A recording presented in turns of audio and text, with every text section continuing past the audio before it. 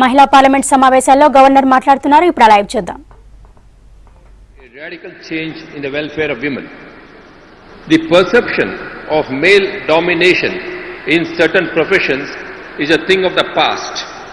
Inequality is slowly but steadily vanishing into thin air. But all of us have the responsibility to work towards totally eliminating it. The evidence is overwhelming across the globe that women's empowerment is a powerful force for economic growth, social and political stability and sustainable peace. We must always remember the word Yatra naryastu pujyante ramante tatra devata. Where women are worshipped, there the gods rejoice. In fact, all the speakers here have spoken about women empowerment before me, but I for one can claim that I am really practicing women empowerment because I probably am the only one who has a Lakshmi in his name.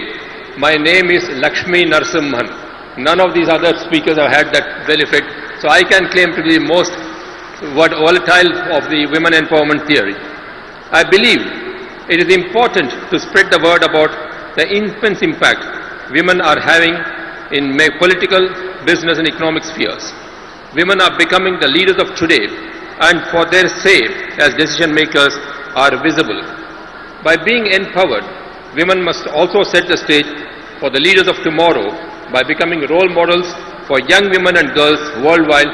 As we have seen on this dais today, we have role models in the form of various speakers, including the Honorable Justice Srimati Rohini, Sagarika, Alka and Bamini, of course. Still, we need policies for long-term security that are designed by women, focused on women and executed by women. At the same time, let us not forget that the policies are executed not at the expense of men or instead of men, but alongside and with men. This is most important. We must end the gender inequality, and to do this, we need everyone's involvement. The National Women's Parliament is a first and an exceptional initiative to achieve the goal where women from all walks of life are brought on to a common platform, probably a campaign of its kind. We should try to mobilize as many leaders as possible to be advocates for bringing about a change. And to achieve this goal, we should not just end with today, talking today and bringing out a leaflet, but try and make it tangible and practical, and we need to practice it in our day-to-day lives. Anyway, it is not the word empowerment that is important here. It is the idea and the ambition behind it, because not all women have received the same rights. Both men and women should feel free to be sensitive. Both men and women should feel free to be strong. It is time that we perceive gender on a spectrum instead of two sets of opposing ideas. If we stop defining each other by what we are not and start defining ourselves by who we are, we can all be free and enjoy freedom. I want men to take up this mantle so that their daughters, their sisters, mothers can be free from prejudice. In fact, the basic responsibility of women empowerment lies in us, the men. And I appeal to all the men in this gathering, please take this upon us on a mission mode. As Chandrababu Naidu Garu has taken this whole National Women's Parliament on a mission mode, we men must now do this in our day-to-day life. The greatest gift of any individual is abhaya, or fearlessness, not merely bodily courage, but absence of fear from the mind. There is no chance for the welfare of the world unless the condition of women is improved. It is not possible for a bird to fly on a one wing. Woman is the builder and molder of this nation's destiny. Though delicate, she has a heart stronger and bolder than that of man. She is the supreme inspiration for our onward march. Annamacharya, the famous music composer, has in one of his songs said, "Enta matramuna yavaru telichina." That is, he says, "Oh Lord, your devotees visualize you in many ways. So also, I would like to say that women are multifaceted. A woman alone can be a Dhairya Lakshmi, can be a Dhana Lakshmi, can be a Dhana Lakshmi, can be a Vijaya Lakshmi, can be a Shanta Lakshmi, can be a Abhaya Lakshmi, can be a Graha Lakshmi, can be a Mahalakshmi, and so on. I can keep on enumerating any number of qualities of the woman, and that is the greatness of a woman. Hence, I would like men and women to recognize this facet. I would also appeal to all to feel proud when a girl child comes into the family. I would use this forum to, apart from appealing to the very elegant and enabled crowd here, to the rural masses, to the women in the rural areas and in all over the country and the world, that please feel proud when a girl child arrives into your family. The first, because it is an arrival of a Mahalakshmi. And when a girl gets married into a family, I always say, here comes your Graha Lakshmi. I mean, she represents everything, and that is the recognition that I think we need to give her on her birth. And as it is said, Karamule Lakshmi, Kale Madhye Saraswati, Karagre Gauri Stita. So you find the central theme in all this is Saraswati. Saraswati resides between Lakshmi and Gauri.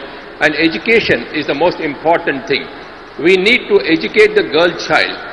From birth onwards and from every stage, it is the mother's duty, it is the parents' duty, both the mother and the father, to ensure that the girl child receives education. I mean, as much education or more education than the boy child. After all, when a boy is educated, he becomes a mere wage earner. But when a girl is educated, the entire family gets educated.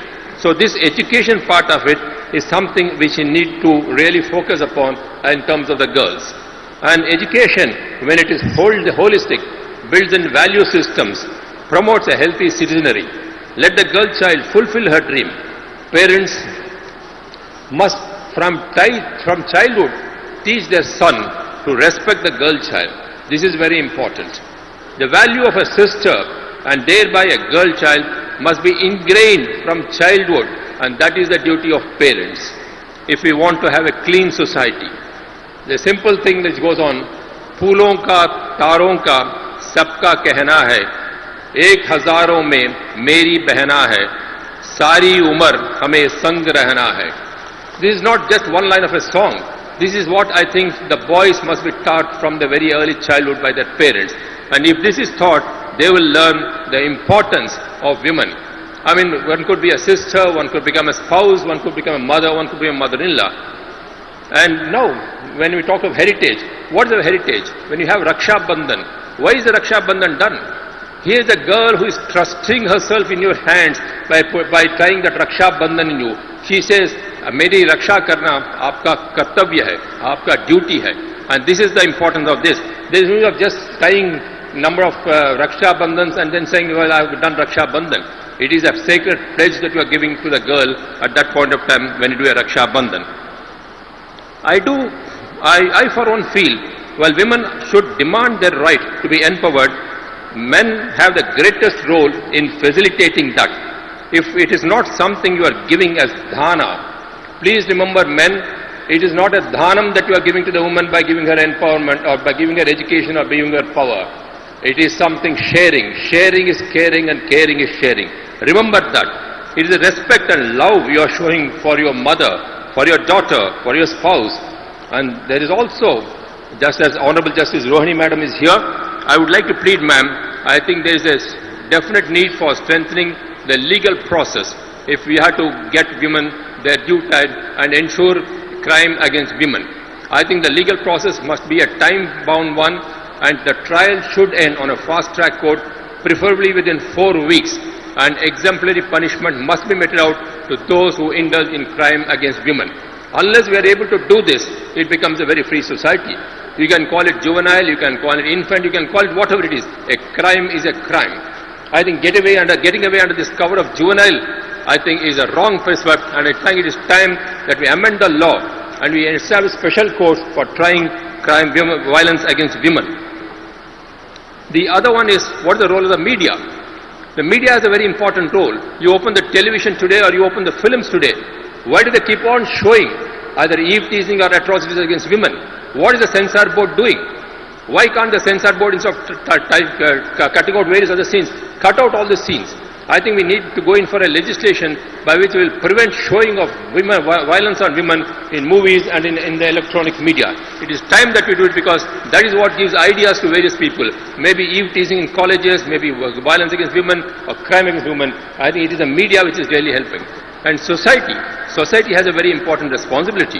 Many times we find when a poor, helpless woman is being harassed by somebody, people are clicking photographs. What for? What for are these photographs being clicked? What for is this filming being done? I think anybody who does this filming of a woman in distress rather than going to her assistance must be punished as a co-abettor, must be made an abettor to the crime. It is time that we put societal responsibility strongly on the shoulders of society. There is no meaning in just filming a woman who is being harassed, and it is time that we get on to that. Because we must see that it is not the girl child alone, but that all of us are with her. That's the message that we need to give. It is not just the state that creates a healthy society. A healthy society is not created merely by its institutions either. A great nation is the voluntary creation of its people, the people composed of men and women. Let us stand together and do our duty, and we shall not fail. Ganga माई की पूजा करते हैं, माँ गोदावरी की में आरती करते हैं. आज आइए हम इस पवित्र कृष्ण गोदावरी के संगम में एक संकल्प करें कि हम हमेशा स्त्री की इच्छा को पाने में जो भी हमसे मदद हो वो मदद हम जरूर करेंगे. ये संकल्प हमारा है, पुरुषों का है. ये पुरुषों का ये संकल्प लेना है कि हम हर स्त्री के लिए जो उसका इच्छा पाना है, जो भी उसका है करना है, जो भी उसके लिए जो बलिदान देना है, हम उसके लिए जरूर देंगे. अगर ये हम कर पाएंगे तो जरूर ये समाज सुधर जाएगा.